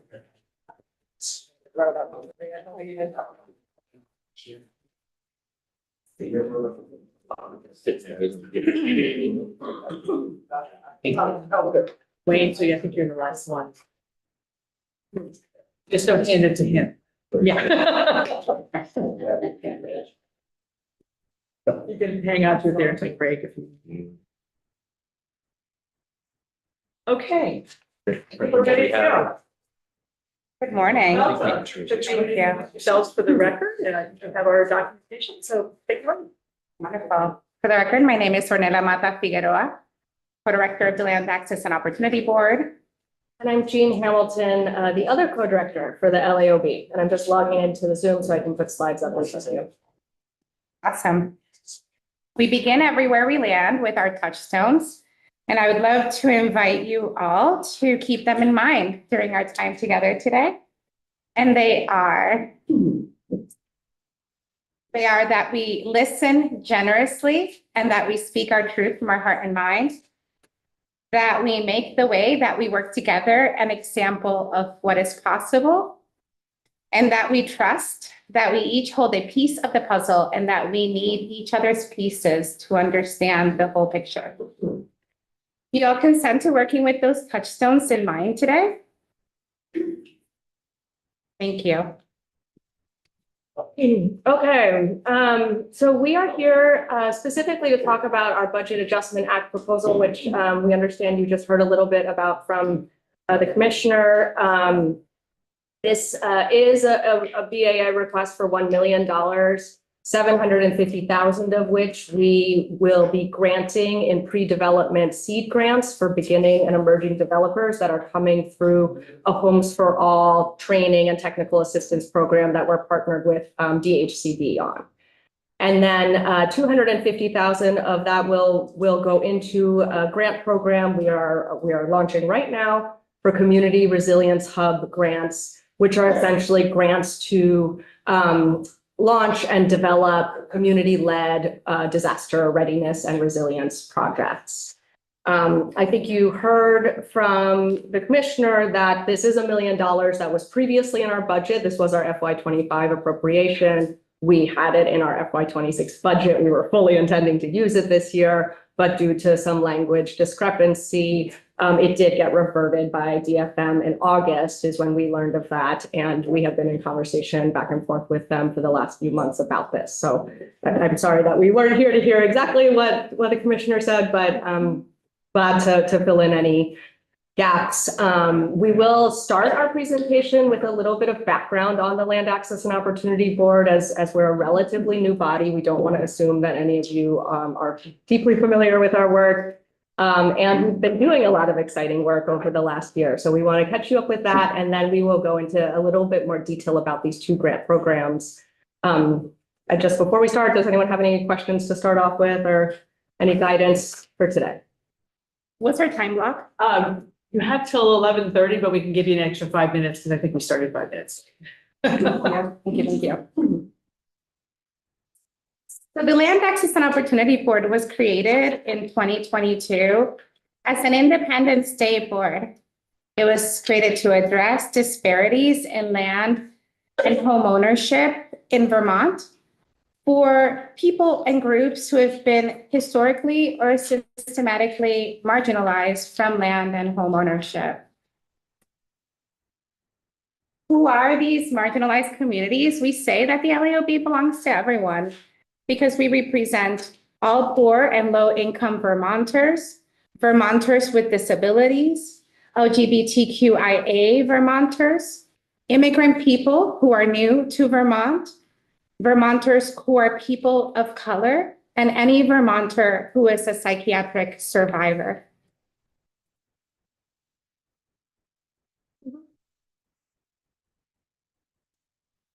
While centering communities who have been most marginalized and disadvantaged in housing and land systems, we recognize, like I said, that the LAOB belongs to all Vermonters. that it is very important that we improve access and land housing and homeownership for these populations and stable housing for these populations. And because our communities have survived disadvantaged conditions for generations, they have developed expertise and experience and have strategies that are especially useful in addressing the problems in our state right now.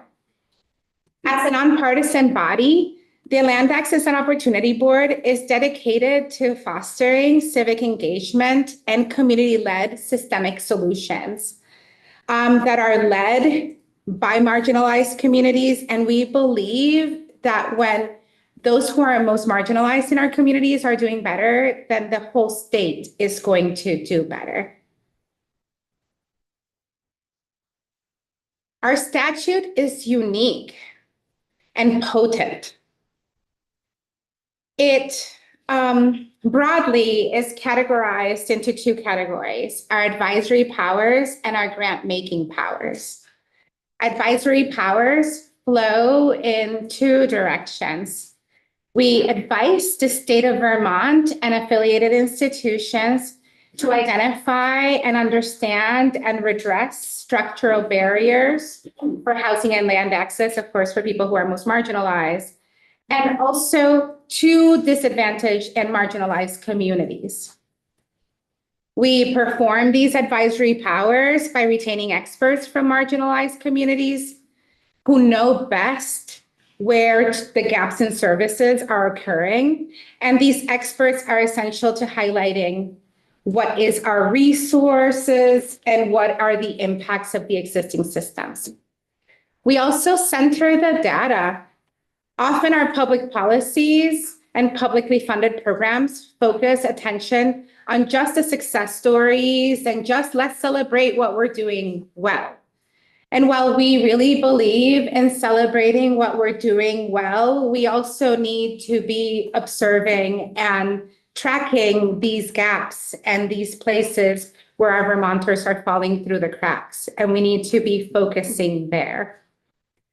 We advise and work with the state of Vermont and affiliated institutions to review and monitor and develop policies and programs to promote racial, social, economic, and climate justice for all Vermonters.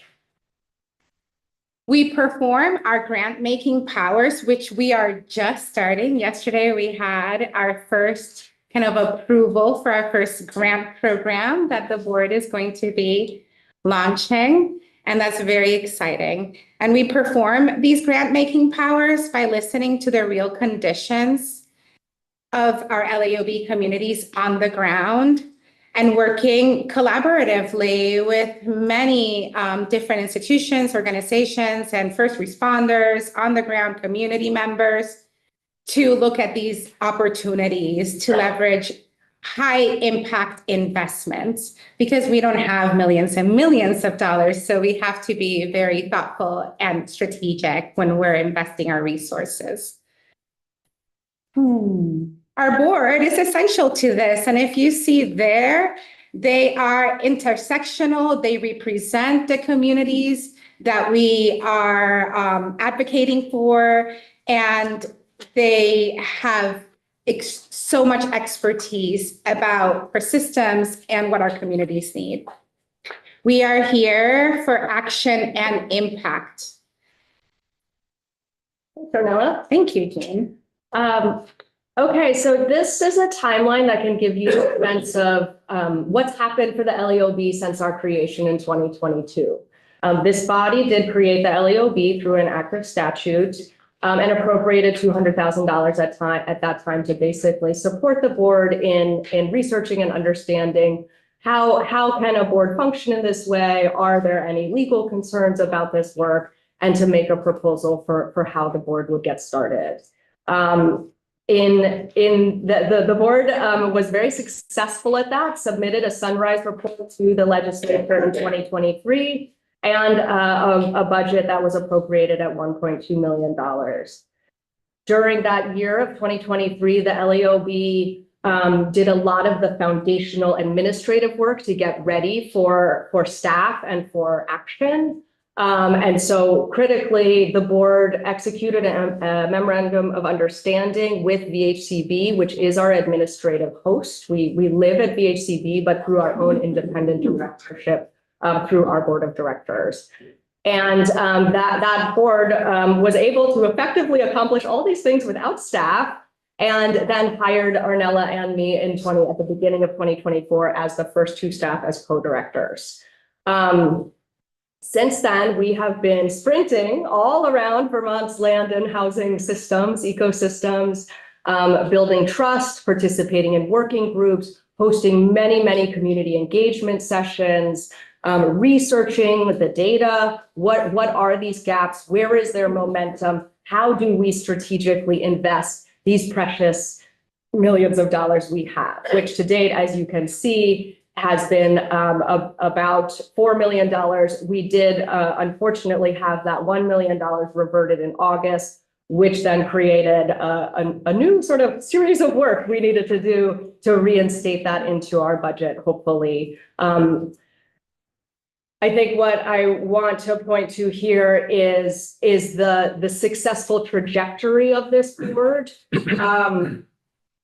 That this was a board created with really interesting, complex, and extensive purposes, as you can see in our statute. This is not easy work. It is involving people who do not trust government to re-inspire trust back into government. It is to work with the government systems and institutions, some of which may have become somewhat cynical about what we can really accomplish in terms of serving all Vermonters, to re-inspire trust, to re-inspire vision, and to re-inspire a collective coalition that can work together towards these problems that our communities feel first and feel hardest. But as you all know from your constituents, many people now are feeling the housing shortage, a lack of access to land, concerns about will they even be able to keep their land? Will their children be able to build homes on their land? Can they trust the government? Does the government serve them? These are questions, again, that our communities have known for a long time. And but all communities in Vermont are now asking. What I want to show with this timeline is that in these 4 years, this is a program that is working. This is an act that this body has taken that has established the administrative foundation, that has established trusting relationships in government and in community, that now has a staff team of 5 people, and we have programs that are absolutely launching and ready to go. So that's what I want you to take away from here, but if there's any specific questions, you do have these slides and we invite them on the details. I mentioned, and I think Ornella also mentioned, the importance of community engagement to our work. One of the things that we've really noticed, which again, I think you all probably noticed too, is a lack of sufficient civic engagement to really carry our communities forward.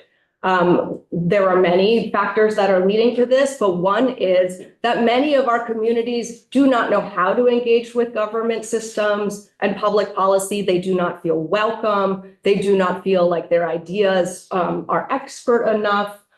We have a lot of what you may know of as imposter syndrome in the policymaking spaces. So one of the big functions that we have taken on as a board is to go to our communities, to go to the most disadvantaged members of our communities and say, what does secure and stable housing look like for you? What are your ideas from your expertise of surviving and thriving with limited resources? This, I don't know if you can see my cursor, but this easel pad here is about what we have when we don't have money, which is something that our communities are very familiar with. And these are the kinds of resources that I think that all Vermont communities can consider right now when we are facing budgetary crises. We've been using this tool, the spectrum of community engagement to ownership, which we've brought a few up to pass around. This is a policy-making innovation. It is a tool for how do you actually engage, empower, and put community members at the leadership of policymaking. The real point of doing this is to expand our policymaking capacity as a whole state and to make sure that the policies we create are actually meeting the mark, that they're effective and addressing the gaps and the problems, the real problems, and also that they are efficient because we already have community buy-in. We already have momentum. We don't need to waste time doing research projects or launching policies that are going to land flat because we never ask community, is this going to work for you? So that's the point of community engagement, and is really the centerpiece of the LAOB. These are the problems that we have seen from all that community engagement, and I'm not going to read them all, though I would love to, and maybe when we come back later in the session, we can go more into these problems. But just a few that I want to highlight because they are really relevant to these grant programs that we're talking about with the Budget Adjustment Act is Vermont needs more people power. We really need more engaged minds, hearts, and bodies to lead these solutions to the problems that the many cliffs that our communities are facing now.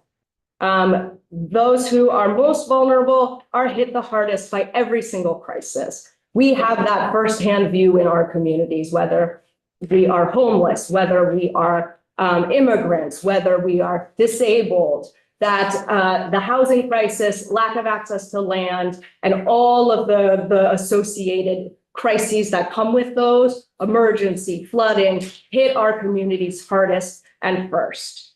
The lack of effective solutions is inefficient, expensive, and demoralizing. How much money could we save if our policies were more well-informed before they were put into effect, or our programs were better informed by the rulemaking and governing that goes into the development of the programs? And that finally, this lack of effective solutions is not just expensive and inefficient, it also leads to a lack of trust between people and the government. And this, I think we can all see happening a lot around us right now, which of course creates more inefficiency. So we'll just dive in quickly here to our two grant programs. This first one is the Homes for All pre-development grants for beginning for developers. This is a project that we have been developing in close partnership with VHFA and DHCD over the last 2 years. Again, I hope we'll have a chance to come in here and tell you more, or in your other committees, tell you more about how this work, what this work really looks like. But what we know is that no amount of technical assistance can solve for a lack of access to capital. We are really excited to be bringing on many new people, many new Vermonters who want to build houses in their communities, who may not have a ready access to cash and capital to get these projects set. So these grants are intended to help new developers address those pre-development costs, like the design work, the road, designs, the septic designs, so that they can then go to the bank and get financing, so that they are ready for financing. This is a timeline I will not speak to because we don't have time, but it is in your slide. These are the partners that are engaged on this phase 2 of Homes for All, which is about training new developers. And here you see are the grant programming that we intend to launch as soon as possible, that we get this Budget Adjustment Act money in hand. And then we do have a follow-up ask in our FY27. The point of this money is if we get it soon enough, we can then get builders ready for financing for this year's build season. And I will hand it to you, Ornella, for community resilience. So we're asking for, in this $1 million, we have $250,000 that were supposed to go for our community resilience hub work. Let me go to the next slide. Right now, we're investing $350,000 that are already secure, and we have an LOI that's getting drafted right now for these community resilience hubs. This is a process that has been in the works for probably 1.5 years as well. We remember going to the very first meeting about what do we need after this flood in 2023, which was the first flood. And this group and coalition came together after the 2024 floods and started to work on this resilience hub. It is a collaboration with grassroots partners. The list is there. It involves 1, 2, 3, 4, 5, 6, 7, 8, 9, 10 of our local frontline organizations working together. And the resilience hubs are intended to support resilience in that broad definition that is there and supports communities before disaster by mapping assets, by building the networks, by preparing the supplies and training volunteers before disasters strike. And then during a disaster, by helping to coordinate a response, tracking the needs in the communities, making sure nobody's getting forgotten because there's no road to get there, managing the volunteers, and putting communications out into the communities. Quick question, if I may. Are the regional planning commissions also involved? I think they have been to some of the meetings, but they're not involved in this. They weren't involved in building the toolkit. Okay, because they are certainly involved in emergency recovery and those kinds of things across the state. So. Right. Yeah, no, we'll definitely encourage communities to be working with their local regional planning commissions. Absolutely. And just some context, this toolkit has been in creation, as you said, for the past 18 months. It just launched. So in its complete form, it just launched last week. And now this next phase is to build the hubs. So this is really the time to engage partners like the RPC. Exactly. And we did pass around, I'm sorry, we didn't bring enough copies of anything, but there are, if you all will share with each other and look, this is a print version of sort of the short toolkit. There is also a 100-page version, and then it is all online as printable templates and fillable templates. So this is an open source tool that any community can use now. And the other document we shared was the spectrum to community engagement to ownership. Thank you. Yes. Yeah, that sounds very good. And it looks like you're looking for homeownership, ultimately for all of these groups of people. You are not the only people that think that the lack of effective solutions is inefficient, expensive, and demoralizing. What are you going to get involved with Act 250 and the permitting process and the need to go and change what we do for all housing? I'm not talking about apartments that are built at $600,000 for a little 2-bedroom apartment on Main Street. I'm talking about the kind of thing that I hear you asking to go and have built for your constituency and that really all Vermonters need. It's a huge roadblock. Have you gone and looked into any of that to get involved in that piece of the community activity? We are participating in all of the rulemaking processes right now and helping, giving feedback and informing those rulemaking processes. We are participating in all of them. Do you want to pull up the slide? I don't know if we have I don't know if we have the full list here, but we are participating in Act 250 and we participated and supported the community engagement process for the planning commissions related to what was environmental justice pieces. We've been working in the Act 250 space in the rulemaking now for permits for what the LURB is doing related to their own kind of structure and setup and road rule and tier 3. And what else? Criterion 8C. Criterion 8C. Fortunately, we were named into all these working groups, so we have had a front row seat. And in short, what this is a major issue that we anticipate talking with you all about in this coming session. We do have concerns that it appears there has not been a real assessment of the economic impacts and the environmental justice impacts of Act 250 even before 181. And then now we have additional provisions with road rule and tier 3. And at some point, as soon as possible, we really see a need to understand how is Act 250 impacting economic justice in growth zones, in rural zones. Many of our community members want to live in rural communities. They work the land, they are farm workers. And they need access to affordable housing in rural communities. So the general sort of vibe of, oh, we're going to build all the houses in tier 1, and then the tier 3 and tier 2 is going to be for open landscape. you know, our communities are also very interested in living in a functioning ecosystem.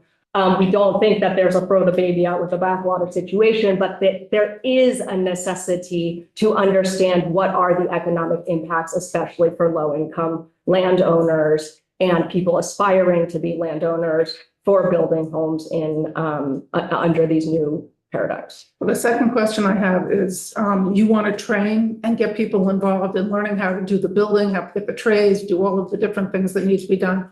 There are educational institutions already in existence. Have you looked into trying to partner with them? CTEs? Yeah, we're not necessarily going to be ourselves training anyone as an LAOB. Our job here with our community of practice is to coordinate the network of people and then connect them with. And yes, we will be, right now, we're working with Helm locally, who's going to be doing our one-on-one TA for the developers. This is geared specifically to developers, not tradespeople, trades or the construction aspect of development at this point. But in that, we are kind of like looking at it softly as a thing that we're going to be maybe moving into next as folks show up with the desire to learn these skills. And then we have a person that's talking with them. We will not only be referring folks to Helm for one-on-one TA, most likely as the pool of interested trades folks gathered, we're going to be working with them to direct them to the, you know, to working with the organizations that are already doing this education and skill development. Okay, thank you. Great. Did you have a question? So if I was to decide or write a criteria for success and failure for your organization, what would that be? More housing units built? Okay, this is a conversation we had with the administration. And well, here you mean the success built for the program or for the LAOB? The whole concept of this whole thing. Okay. Your purpose, I mean, legislature creates policy. And it sounds like you're doing a lot of thinking about policy that's actually under the authority of legislature. So my question is, you're built as an organization with the intent that you were to facilitate the building of more housing units. And so success or failure to time will be, did you accomplish that? Did you achieve more housing units built than would have happened if you didn't exist? I would measure our success and failure as to how well all of the housing institutions are serving underserved people. Because our role is to help housing institutions serve our communities. Our role, we only have $3 million. How are we going to build housing with that little money? Our role is not to put people in housing, because we wouldn't be able to do it with the budget that we have received. Didn't you name an affordable housing unit at 600,000, right? Our role is not to put people into housing, is to help the housing systems do their work better. How do we do that? A piece that we didn't mention is that we help all of these systems in how they do their community engagement. So what does it mean to move from engagement to ownership, as it shows in the packet that we sent around? And then we support the community engagement processes of all the rulemaking systems.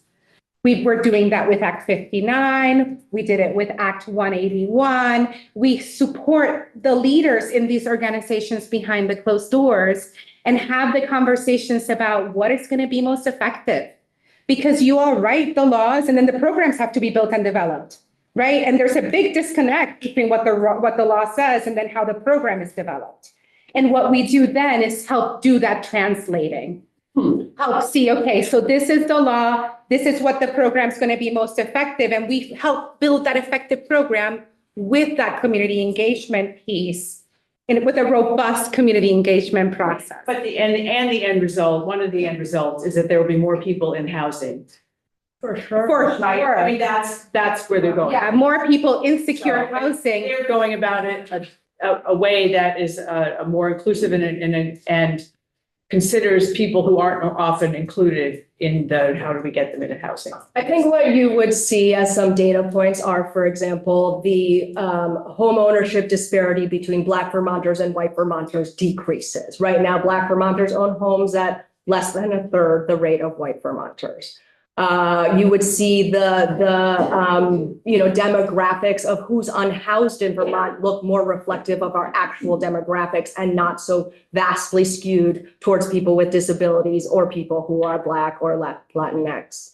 You will see more robust civic engagement in all of our processes. You will see innovations that allow for more people to own equity in their homes and land, like agri-hoods and clustered housing where people can own, together a shared parcel of open land with smaller lots for homes. So these kinds of innovations that allow for more people to actually step into more secure housing, those are the kinds of metrics that we will measure our success in. If we get $20 million, yeah, we'll start building houses.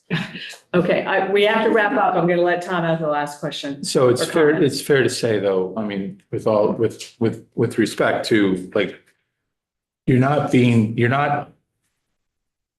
we're giving you the tools to then build out your own toolbox to help people build out their own toolboxes in order to know how to do this, why to do it in ways that hasn't existed before. It's not so much the final end product. It's education, not just for the people involved who are going to be taking place in the workshops, whether it's buyers or builders or funders. It's just, it's opening up what we're providing, the resources and the access to the rules, regulations, and laws that haven't existed easily before. It is definitely about improving access to the programs, and some of that is about educating communities. But as Ornella said, that about our advisory powers flowing to institutions and also to community members. Education about the programs flows to community members, but a big part of the education is actually addressing the barriers and the sort of inconsistencies and failures of the system now. And so one example that we can share is from the Developmental Disability Housing Initiative, which commissioned a report, which you all will be seeing, the Act 69 report, that basically identifies a plan of how to bring on the 600 units that folks in the intellectual and developmental disability communities need to secure their housing. This is a project that the Developmental Disabilities Housing Initiative, which is a grassroots organization, and the DD Council have been working towards for years. Last year, Kirsten Murphy and Sue Aronoff, who are the two staff people at DD Council, said, hey, LAOB, that by the way, they're on our board, can you help us connect with the housing department at VHCB? Because we're really struggling to make these connections. So we started convening a bi-weekly meeting every other week with the families, with Kirsten and Sue, and with VHCB's housing department to say, hey, can we look at these gaps together? And from that, I mean, you would not believe the like education that happened for all of us, but notably for VHCB, whose job presumably is to supply housing for these folks. They are a priority population for VHCB's investments. And there was a lot of really complicated knowledge that was missing. And some of it was as simple as the director of VHCB's housing saying, oh, maybe I can call the AHS and the people over there, and I'll get more traction than others have been able. So some of it is really just fixer stuff. Like who needs to call who to connect these dots, and having someone like us be loud enough and in trustworthy enough relationships that we can actually efficiently say, this is the dot that needs to be connected. And then, ooh, there's this problem with regulation over group homes. This is a law that needs to be changed. How do we build a strategy to do that? So it is educational, but it is also very strategic and tactical about identifying those places where the system falls apart and people fall through that gap and saying, come on, y'all, let's build some momentum, focus on this together and fix this problem. Let's make government more effective. I'm going to stop this here because we're we're running late. We could talk to you for a lot longer. So we really appreciate you coming in and hearing more about what you're doing. And the more I hear you, the more I'm understanding about what it is you do. And so we appreciate your time this morning. Thank you. Thank you very much. So